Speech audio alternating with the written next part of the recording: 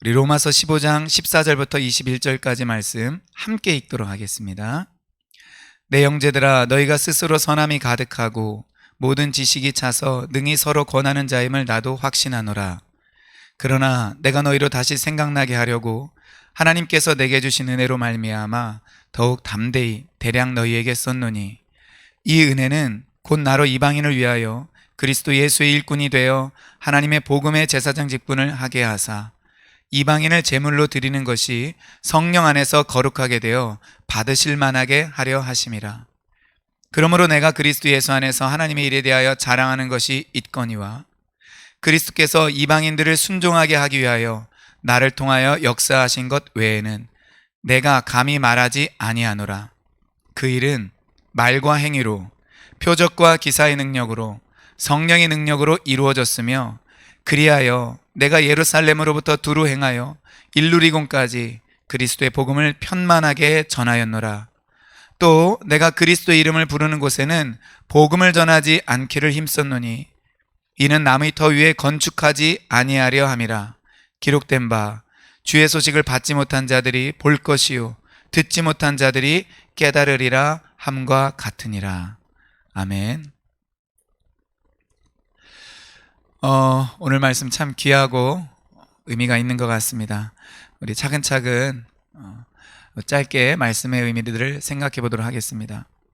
먼저 바울은 14절에서 어떻게 보면 좀 신비로운 말씀합니다. 형제들아, 너희가 스스로 선함이 가득하고 모든 지식이 차서 능히 서로 권하는 자임을 나도 확신한다. 이 로마 교회 성도들의 특징을 두 가지로 말하고 있습니다. 첫째는 선함이 가득하다. 그리고 두 번째는 모든 지식이 차 있다라고 말합니다. 여러분, 선함이 가득하다라는 말이 무슨 의미일까요? 이 선함을 헬라어로 찾아보면 우리가 그 의미에 대한 단서들을 발견할 수 있습니다. 갈라디아서 5장 22절에 보면 성령 열매를 이야기할 때 양선, 착함에 대해서 말을 하고 있고, 에베소서 5장 9절에 보면은 빛의 열매를 말할 때 착함을 말합니다. 이 양선과 착함이 오늘 본문에 나온 이 선함과 같은 헬라어 단어입니다. 데살로니가 후서 1장 11절에 보면은 하나님이 너희를 그 부르심에 합당한 자로 여기시고 모든 선을 기뻐함과 믿음의 역사를 능력으로 이루게 하시고, 여기에 선이 바로 로마서 15장 14절에 나와 있는 선함과 같은 단어입니다. 그러니까 데살로니가 성도들에게 복음에 합당한 자로서의 그 삶이 있는데 그것이 바로 선을 기뻐하는 것이라고 말합니다. 그렇기 때문에 이 선에 해당하는 헬라어 단어는 열매로서, 복음의 열매로서, 성령의 열매로서, 빛의 열매로서 신자의 마땅한 삶의 태도로서 나타나는 그 특징이라는 것을 우리가 발견할 수가 있습니다. 지식이 차서 찼다라는 것은 무슨 의미일까요? 고린도전서 1장 5절에 보면은 고린도 성도들에 대해서 이는 너희가 그 안에서 모든 일, 곧 모든 언변과 모든 지식에 풍족하다라고 말을 하며, 베드로서 3장 18절에서 사도 베드로는 편지를 읽는 모든 사람들이 그 그리스도를 아는 지식에서 자라가기를 원하고 있습니다. 그렇기 때문에 여기에는 나와 있는 지식은 단편적인 지식, 어떤 세상 지식, 상식이 아니라 바로 그리스도를 아는 지식, 하나님 안에서, 복음 안에서 우리가 마땅히 가져야 될 그런 지식들을 의미한다라고 볼 수 있습니다. 그렇다면 로마 교회 성도들은 그들 안에 하나님을 향한 참된 지식이 있었고, 그리고 그거에 합당한 삶의 열매로 착함이 있었다라는 것을 알 수가 있습니다. 즉, 이 복음을 그들은 받았을 때 그들의 그 내면과 마음과 생각이 변화되었을 뿐만 아니라 그들이 보여주는 외적인 삶에서도 변화가 일어났다라는 것을 알 수가 있습니다. 우리 신자들은, 성도들은 마땅히 이러한 모습을 갖추어야 됩니다. 성숙한 모습이죠. 아름다운 모습이죠. 그럴 때 무엇을 할 수 있느냐? 서로 권함을 할 수 있다라고 바울은 말합니다. 내적으로는 지식이 있고 외적으로 선한 열매가 있기 때문에 서로를 권면하고 훈계하고 서로에게 바른 양육과 또 그리스도 안에서 마땅히 가르칠 수 있는 일들을 할 수 있다라고 바울은 말해주고 있습니다. 우리 교회 안에도 이런 사람들이 많이 있었으면 좋겠어요. 말만 번지르르게 하고 지식만 그럴듯하게 많은 사람이 아니라 그 선한 열매도 가득 넘쳐나서 모범이 되고, 또 겉으로는 굉장히 착하고 좋은데 실제로는 그리스도를 아는 지식이 너무 짧은 그런 사람이 아니라 그리스도 아는 지식도 풍성해서 서로 가르치고 권면하며 교훈하고 그리고 삶으로 그것을 보여줄 수 있는 그런 성도들이 우리 안에 많아질 수 있기를 예수님의 이름으로 축원드립니다. 그러나 그렇게 훌륭한 로마 교회 성도임에도 불구하고 사도 바울은 15절에서 너희로 다시 생각나게 하려고 하나님께서 내게 주신 은혜를 따라 이 로마서를 기록을 했다. 즉 복음에 대해서 기록을 했다라고 이야기를 합니다. 그러면 바울이 받은 하나님께서 바울에게 주신 그 은혜란 무엇일까? 16절에 나와 있는데 그것은 바로 이방인을 위하여 그리스도 예수의 일꾼이 되어 하나님의 복음의 제사장 직분을 감당하였다라는 것입니다. 여러분, 바울은 이방인의 사도죠? 그리고 예수 그리스도 일꾼입니다. 로마서 1장 1절에서는 예수님의 종이라고 말을 하고 있는데 여기에서는 일꾼이라고 표현을 하고 있어요. 그런데 아주 독특한 말을 바울이 사용합니다. 바로 하나님의 복음의 제사장 직분이라는 것입니다. 여러분, 제사장 직분은 구약시대 때 레위 지파 후손들이 성전 안에서 그 율법의 의식을 따라서 행하는 것이 제사 직분이었습니다. 그들은 기도를 하였고 하나님과 백성 사이에 중재하는 역할을 하면서 짐승들을 제물로 바쳤습니다. 그러나 바울은 어떤 제사장 직분이냐? 복음의 제사장 직분이라는 거예요. 복음의 제사장 직분, 율법의 제사장 직분이 아니라 복음의 제사장 직분이 되어서 누구를 제물로 바치느냐? 이방인을 제물로 바친다라고 말을 하고 있습니다. 로마서 12장 11절에서는 사도 바울은 우리 자신을 하나님 앞에 산제물로 드리자라고 말을 하고 있는데 여기에서는 그의 사역과 관련해서 이방인을 제물로 드리는 것이 자신의 사역이라고 말을 합니다. 이방인이 하나님 앞에 하나님이 받으실 만한 제물이 되어야 되는데 어떤 방법이냐? 성령 안에서 거룩하게 되는 방법입니다. 우리가 예수님 안에서 의롭게 되고 하나님과 화목하게 되고 하나님의 자녀가 되었는데, 그리고 그 안에서 거룩하게 되었는데 실제로 그 거룩을 이루어 나가시는 분이, 이 모든 과정에서 함께 역사하시는 분이 성령님이시죠. 그래서 성령 안에서 거룩하게 되어라고 표현을 하고 있는 것입니다. 그래서 구약의 이 제사장이 제물을 가지고 제사를 바르게 드릴 때 하나님이 그 제사를 흠양하여 받으시는 것처럼 사도 바울은 이방인을 제물로 드릴 때 하나님이 받으실 만한, 하나님이 흠양할 만한 제물로 드리기를 원했던 것입니다. 그 모습이 바로 무엇이냐? 거룩이라는 거예요. 이 거룩이 어떻게 이루어지는 것이죠? 그것은 바로 이방인들의 순종을 통해서 이루어지는 것입니다. 18절에 보니까 그리스도께서 이방인들을 순종하게 하기 위하여 나를 통하여 역사하셨다라고 말을 하고 있습니다.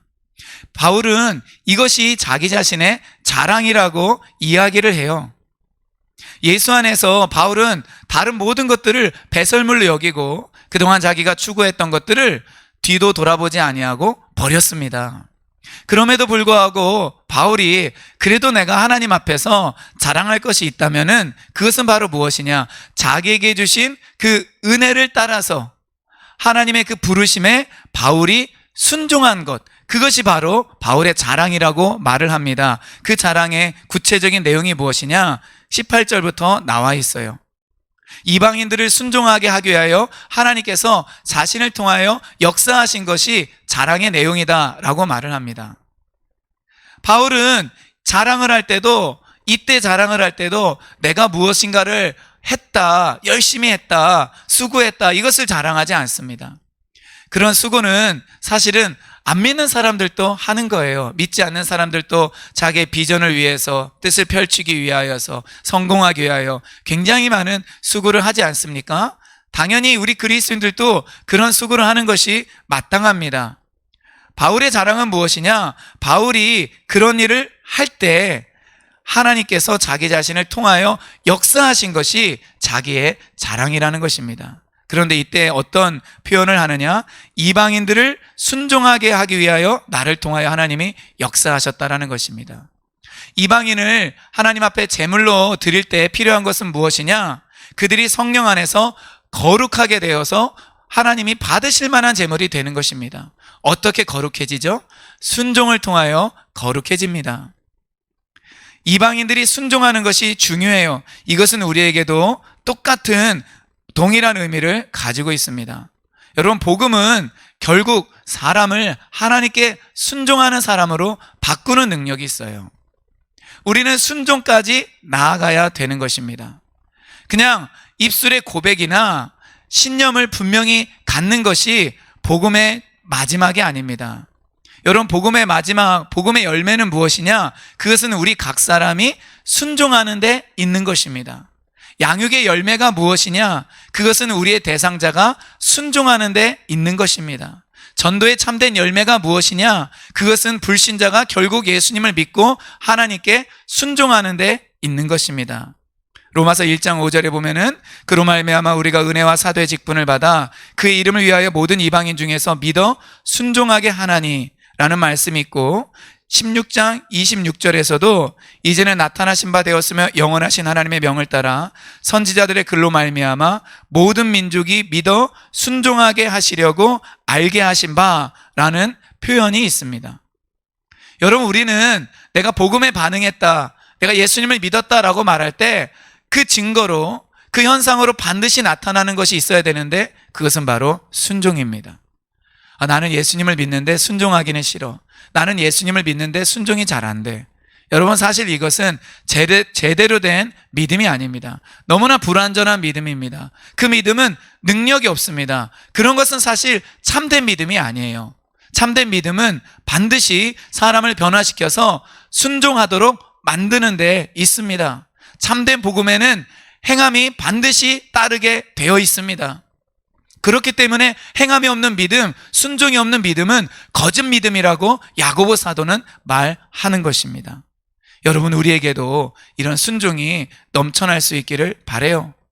바울은 이방인들을 그렇게 순종하게 하도록 하기 위해서 하나님께서 자기를 통하여 역사하신 것, 그것이 바로 나의 자랑이다 라고 말을 합니다. 그럼 하나님은 어떻게 역사하셨죠? 18절 후반부에 보니까 그 일은 말과 행위로, 표적과 기사의 능력으로, 성령의 능력으로 이루어졌다라고 말하는 것입니다. 바울이 말을 하고 그리고 복음의 삶을 살아갈 때, 여러 가지 전도의 행위들을 할 때 하나님께서는 그 가운데 표적과 기사의 능력을 나타내 주셨습니다. 성령의 능력이 나타났던 것입니다. 고린도전서 2장을 보면은 나의 말과 복음 전함이 사람의 능력으로 된 것이 아니라, 말과 지혜의 아름다운 것으로 된 것이 아니라 오직 성령의 능력으로 되었다라고 이야기를 하고 있습니다. 성령의 나타나심과 능력으로 되어서 사람들의 믿음이 사람의 능력이 있지 아니하고 하나님의 지혜에, 하나님의 능력이 있게 하려는 것을 바울을 통하여 하나님께서 드러내셨다라고 말하고 있습니다. 고린도후서 12장 12절에 보면은 사도의 표가 된 것은 내가 너희 가운데서 모든 참음과 표적과 기사와 능력을 행한 것이라 라고 이야기를 하고 있습니다. 이 표적과 기사의 능력, 성령의 능력, 이것이 오늘날에도 우리가 복음을 전할 때 전도의 행위 속에서 나타날 수 있기를 정말 원합니다. 저는 이것을 위해서 지금도 기도하고 있습니다. 바울의 복음을 받는 사람들은 바울의 그 메시지를 통하여서, 그리고 그의 행위를 통하여서, 그리고 그가 복음을 전할 때 나타나는 여러 가지 표적과 기사, 성령의 능력, 나타나는 은사들을 통하여서 하나님이 정말로 살아계시고 하나님이 이방인인 우리들을 구원하기를 원하시는구나, 이것을 발견했다라는 것입니다. 그리하여 바울은 19절에 나와 있는 대로 예루살렘으로부터 두루 행하여 일루리곤까지 그리스도의 복음을 편만하게 전했다라고 이야기를 하고 있습니다. 일루리곤은, 이 편지를 쓰고 있는 이 고린도는 그리스의 아랫지역인 아가야이고, 그 위를 보통 그 당시 행정구역으로 마게도냐라고 불렀는데, 바울이 복음을 전한 곳은 이 그리스의 마게도냐와 아가야 지역입니다. 그런데 일루리곤은 어디에 있느냐? 그 마게도냐보다 좀 더 위에 북쪽으로 이탈리아로 가기 전에 있는 그곳을 가리키는데, 그곳까지 바울이 복음을 편만하게 전했다라고 이야기를 하고 있습니다. 아마 일루리곤을 경계로 하여서 그 아래 지역까지 편만하게 복음을 전한 것이라고 표현을 한 것 같습니다. 근데 여기 편만하게 전했다라는 것은 어떤 의미가 있을까요? 빌 존슨 목사님은 하늘이 땅을 침노할 때라는 책에서 이런 말을 합니다. 편만하게 전하다라는 말은 단순히 널리 전했다는 의미가 아니라 말씀과 기적이 함께 전해짐으로 복음이 완전하게 혹은 충분하게 전해졌다는 의미이다. 저는 좋은 해석이라고 생각을 합니다. 바울은 널리 복음을 전했을 뿐만 아니라 복음을 전할 때 그 깊이에 있어서도 사람들의 마음에 실제적인 변화를 가져왔습니다. 그렇기 때문에 충분하게 복음을 전했다라고 우리는 해석을 할 수 있는 것입니다. 여러분, 오늘날 우리가 복음을 전할 때도 이런 성령의 능력이 나타나면 사람들 마음 안에 복음이 편만하게 충분하게 들어감으로 인하여서 예수님에 대한 올바른 이해가 생기고 깨달음이 생겨서 그들은 회개하게 되고 예수님을 주님으로 영접하게 되는 거예요. 그래서 예수님의 말씀에 순종하고 싶어하고 하나님께 삶을 드리고 싶어하는 것이며, 더 이상 죄의 종이 아니라 의의 종으로 살기를 원하는 마음이 생깁니다. 여러분, 이것이 복음 안에서 일어나는 자연스러운 과정이에요. 바울은 로마서에서 이 과정을 표현하고 있는 것입니다. 오늘날 이 전 세계 교회 가운데, 한국 교회 가운데, 우리 교회 가운데 이러한 일들이 나타나기를 원합니다. 이러한 현상들이 일어나기를 원합니다. 그래서 궁극적으로 우리가 하나님께 순종하여 하나님이 기뻐하시는 산 제물이 될 수 있기를 바랍니다. 바울은 자기의 사명을 마지막 구약 성경 말씀 이사야 52장 15절 말씀을 인용하면서 자기는 남의 터 위에 건축하지 아니하였다. 즉 남들이 복음을 전한 곳에 가서 복음을 전하지 아니하였다. 복음이 전해지지 않은 곳에 가서 복음을 전하였다라고 말을 합니다. 바울의 개척 정신, 하나님의 부르심을 따라 순종한 것을 우리가 알 수 있습니다. 우리에게도 이런 바울과 같은 태도가 때로는 필요한 것 같아요. 한국교회에 복음이 잘 전해지지 않고 전도가 잘 되지 않고 막혀 있는 곳이 많습니다. 전 세계 교회도, 전 세계 지역에도 이런 지역들이 많이 있습니다. 그러나 우리는 뚫어야 됩니다. 돌파해야 됩니다. 나는 남의 터 위에 건축하지 아니하겠다. 주의 소식을 받지 못한 자들에게 나는 복음을 전하겠다. 성령의 능력을 믿고 하나님이 나와 함께 하심을 담대히 의지하여서 우리에게도 이런 뜻을 정함과 그리고 하나님의 성령의 능력으로 충만하여져서 이렇게 순종하며 나아갈 수 있는 일들이 일어날 수 있기를 바랍니다. 여러분, 이러할 때 반드시 이 한국교회 가운데, 전 세계 가운데, 열방 안에 부흥이 일어나게 될 것입니다. 하나님의 역사가 일어나게 될 것입니다. 바울이 말했던 것 같은 그 고백을 우리도 할 수 있게 될 것입니다. 우리 자신이 먼저 산제물이 됩시다. 우리 자신이 먼저 하나님께 순종합시다. 그리고 우리도 누군가가 하나님께 제물이 될 수 있도록 복음의 제사장 직분을 감당할 수 있기를 주님의 이름으로 축원드립니다.